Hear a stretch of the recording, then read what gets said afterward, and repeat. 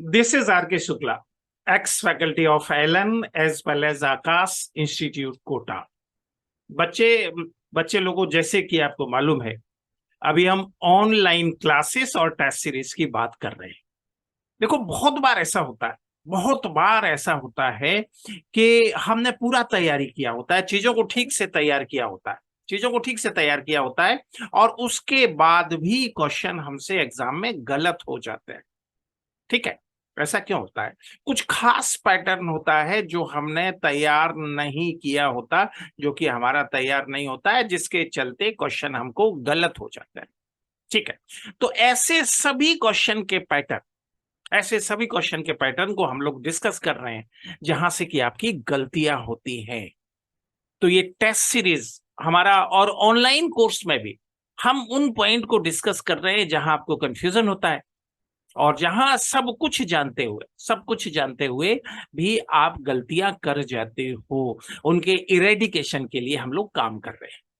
ठीक है, तो हमारे ऑनलाइन कोर्स में जो Monday to Friday 9 to 10:30 PM होता है, और जिसका लिंक यहाँ डिस्क्रिप्शन में आपको मिल जाएगा, उसमें ब्रीदिंग हम लोग कंप्लीट कर चुके हैं, और वो ऐसे कंप्लीट किया है कि जहां जहां फंसते हो उनको हमने स्पेशल एम्फेसाइज किया है। ठीक है, और हमारे टेस्ट में भी स्पेशल फोकस उन क्वेश्चन के ऊपर है जहां पर कि आप फंस जाते हो। जैसे आज का टेस्ट, कल का जो टेस्ट था, जिसको अभी मैं एनालाइज करने वाला हूं, ये टेस्ट मल्टीपल चॉइस क्वेश्चन था। अगला टेस्ट जो अगले संडे में होना है, उसमें केवल आप असर्शन रीजन और उसका नया पैटर्न देखोगे, और हम ये भी डिस्कस करेंगे कि ये कैसे सेटल करना है। ठीक है, तो चलिए, ये आंसर यहाँ पे है। और अगर आपको लगता है कि निश्चित रूप से आपको मेडिकल में सेलेक्ट होना है, तो हमारा ऑनलाइन कोर्स निश्चित रूप से आपको ज्वाइन करना चाहिए। चलिए, क्वेश्चन लिए हम देखते हैं।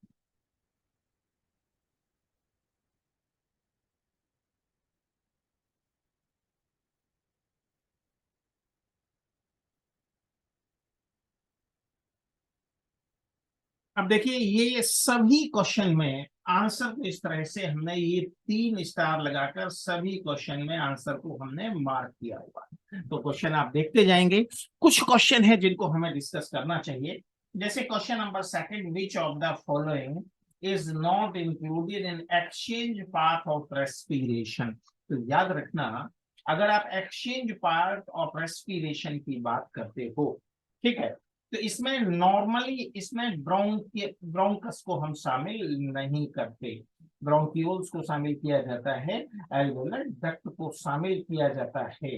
ब्रोंक्यूल्स में सभी शामिल नहीं होता, लेकिन बाद के ब्रोंक्यूल्स को टर्मिनल ब्रोंक्यूल्स के बाद सम्मिलित किया जाता है। इस बात को अच्छी तरह से आपको याद रखना है। ठीक है, फिर आपको ये भी याद रखना है, एल्वेओलर सैक को भी निश्चित रूप से इसमें सम्मिलित किया जाता है। तो आंसर क्या हो जाएगा? सेकंड। इसी तरह से क्वेश्चन नंबर 3 हम देखेंगे, which kind of cartilages is found in most of respiratory system of human being. तो याद रखना, अगर एपिग्लोटिस को हम छोड़ दें और कार्टिलेज ऑफ सेंटोरिनी को छोड़ दें, तो हमारे रेस्पिरेटरी सिस्टम के सारे कार्टिलेज कैसे हैं? हाइलिन टाइप के कार्टिलेज। ठीक है, तो इसमें देखो, अब इसमें ये क्वेश्चन आपको थोड़ा कंफ्यूज कर सकता है, क्योंकि डी से कोई संबंध इससे नहीं है। लेकिन एक बात याद रखना, आमतौर पर जो क्वेश्चन कठिन आपको दिखाई देते हैं, उनमें कोई ना कोई बहुत आसान क्लू होता है। जैसे इसमें फर्स्ट ऑप्शन में 3 है इलास्टिक, ये आंसर कैंसिल हो जाता है। सेकंड में भी इलास्टिक है, तो ये भी कैंसिल हो जाता है, क्योंकि मोस्ट ऑफ कार्टिलेज कैसे हैं? हाइलिन। अच्छा, अब केवल 3rd में हाइलिन कार्टिलेज दिया हुआ है, तो 3rd इसका आंसर हो जाएगा। और 4th में भी इलास्टिक है, तो ये भी इसका आंसर नहीं हो सकता। तो ऐसे क्वेश्चन को आपको ध्यान से देखना है।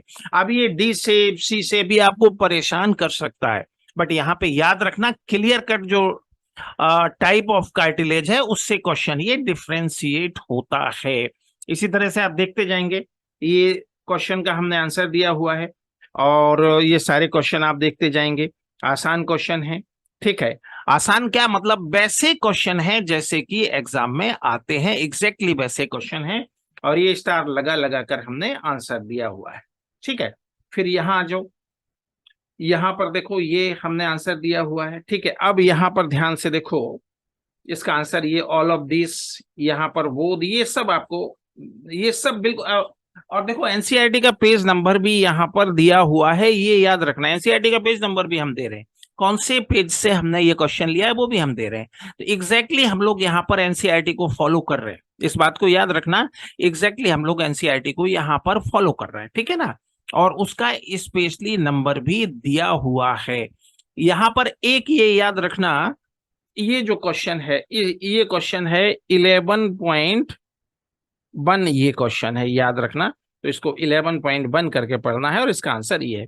अब यहाँ पर एक दो क्वेश्चन देख लो, जैसे exchange of oxygen and carbon dioxide bye simple diffusion over their entire body surface. अब एक बात याद रखना, जिनमें स्पेसिफिक ऑर्गन नहीं है उनमें लगभग पूरा बॉडी गैसियस एक्सचेंज में पार्टिसिपेट करता है।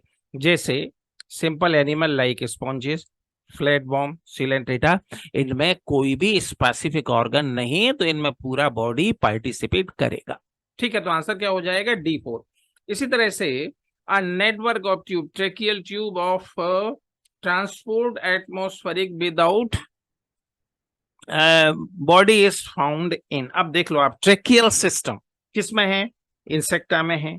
इंसेक्टा का एनिमल क्या है? कॉकरोच। कॉकरोच का जूलॉजिकल नेम क्या है? पेरिप्लेनेटा। ठीक है, तो आंसर क्या हो जाएगा? आंसर हो जाएगा D, all of this above.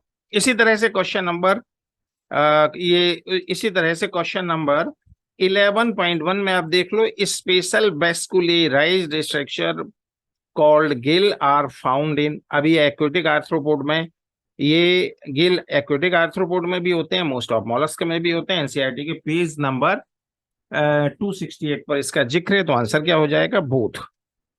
ठीक है, फिर थोड़ा सा आगे और बढ़ेंगे, स्पेशल वेस्कुलराइज्ड बैक।